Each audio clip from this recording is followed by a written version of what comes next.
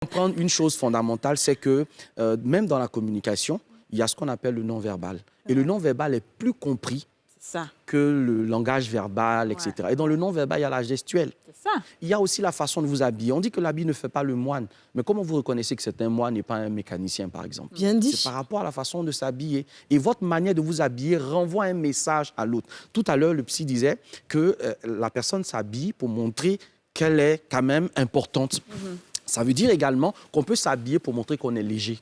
Oui. On peut s'habiller pour montrer qu'on est sexuellement disponible. Parce que, par exemple, certaines personnes, dans leur façon de se vêtir, prenons certains métiers, comme les métiers de la prostitution, aujourd'hui, ce n'est pas quelque chose de caché. Ben oui. Il y a une façon de se vêtir qui montre qu'on est disponible pour quelque chose. Donc, il faut faire coach, très... je ne suis pas très d'accord avec cette définition-là, parce qu'aujourd'hui, comme j'ai dit là, je peux mettre une mini-jupe pour aller à un rendez-vous, mais ça veut en aucun cas dire que je suis disponible sexuellement. Je suis d'accord avec toi, mais tu imagines un instant que tu mets ta mini-jupe, c'est top pour toi. C'est parfait. Mais l'intention de la personne qui te rencontre n'est pas une intention amicale. Ce n'est pas une intention de quelqu'un qui vient jouer à la Wallet, en fait, avec toi. Ce n'est pas l'intention de quelqu'un qui vient pour apprendre à lire « Mariam joue à la balle ». C'est quelqu'un qui a envie de toi. C'est quelqu'un qui veut sexuellement avoir une relation avec toi. Donc, il y a des instincts sexuels qui sont en palpitation comme ça quand la personne te voit. Donc, l'idée, c'est bien de se dire, c'est mon corps, je veux porter une mini-jupe, je veux porter un décolleté plongeant, mais je sais que je vais rencontrer quelqu'un qui peut avoir des intentions et qui a... Parce que dans ça, on est quand même dans un jeu, on va dire, de séduction. Je suis certaine que quand le mec il m'invite là, c'est parce que je l'intéresse. C'est ça. Donc, quand je porte... Mais en fait, non, je veux juste revenir sur ça. Oui, de la dernière fois. En fait, quand je m'habille en mini-jupe, en décolleté, tout ça, et que je me dis, moi, dans ma tête, que si on part terminer la conversation dans une chambre d'hôtel, c'est pas grave. Je peux discuter avec cette personne dans une chambre d'hôtel. Non, mais oui, non, je suis désolée, ça peut arriver que oui, j'ai envie de poursuivre la conversation. OK, on arrive. Et il veut me toucher ou quoi. J'ai dit non. Le non, il est clair, il est dit. Je suis d'accord. Tu me laisses répondre une minute. Une seule petite minute. Excuse-moi. Une minute. Sinon, on va se perdre. Alors, moi, ce que je voudrais véhiculer comme message aujourd'hui, justement, à ces jeunes filles qui nous regardent. Non, mais c'est pas le moment de véhiculer. Non, je viens. En fait. C'est que quand vous allez dans un restaurant manger et que vous n'êtes pas prête à donner à faire d'hôtel là, arrêtez ça. Ouais, ça le coach l'a dit tout à l'heure. Si vous allez à l'hôtel en mini-jupe, dis-nous, oui. Ça peut poser des problèmes. D'abord, tout part de l'éducation de base. Dans quelle famille nous avons grandi? Quel type de parents on a eu? Et quelles sont les valeurs qu'on nous a inculquées? Et puis, il y a la notion de l'obéissance et puis il y a la notion du respect. C'est pas pareil du tout. Bon, de toute façon, je voulais même rebondir sur ce que DJ a dit, parce que je me dis, effectivement, comme le coach a dit, et comme vous avez dit, c'est une question d'éducation. Effectivement, tu peux partir au restaurant avec un homme, mais tu n'es pas forcément peut-être obligé, en tant que femme, et je ne joue pas l'avocat du diable, hein, mais c'est ma vision des choses, si tu sais que tu n'as pas envie de faire quelque chose avec lui, pourquoi tu mets une mini-jupe?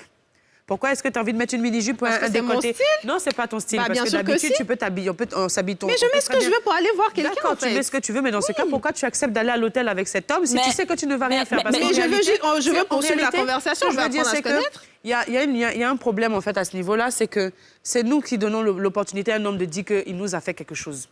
Parce que si, effectivement, on décide d'être carré dès le départ, de lui dire non, je ne veux pas, ou bien on va au restaurant, quand on finit, tu payes l'addition, je m'en vais à la maison. Mais le jour où moi, personnellement, si moi, je suis une femme, je le dis, si j'ai envie d'un homme, je sais comment je vais m'habiller pour lui donner envie de moi, ou pour que ça se passe. Mais si je sais que je n'ai pas envie, bah, je me mets simplement dans mon jean, Mais non, attention, Aurélie. Je suis pas d'accord. Attention, Aurélie. Moi, je pense que même si tu peux t'habiller comme tu veux, bon, pas comme tu veux, mais je veux dire, tu peux t'habiller en mini pour aller à un rendez-vous. Moi, je pense que ça c'est pas trop grave. Oui, mais bien sûr. Mais à partir du moment où tu acceptes de faire le pas, d'aller dans un endroit qui... Le vêtement, ça n'a rien à voir. Moi, laissez-nous rebondir.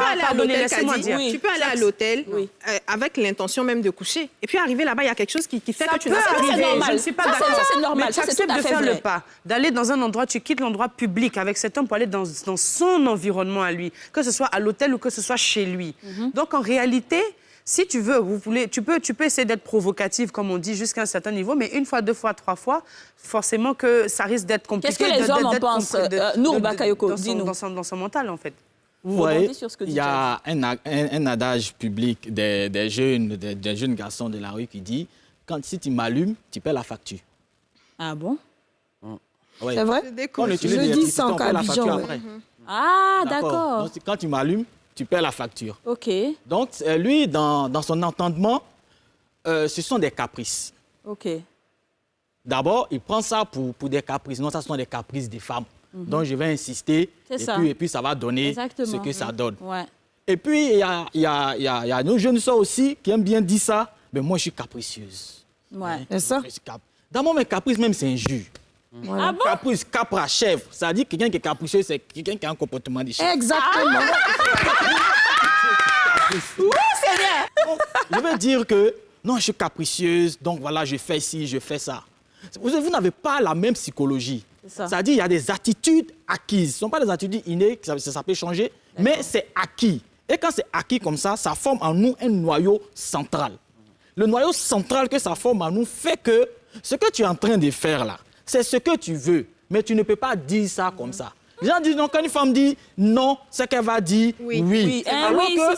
Alors que c'est une affirmation assez erronée, parce que moi, je dis toujours aux jeunes garçons que je rencontre surtout dans les lycées, je commence depuis la base, quand une femme dit non, c'est non. Donc quand elle dit oui, il faut demander confirmation. Vraiment, ça c'est bien dit. C'est tellement vrai.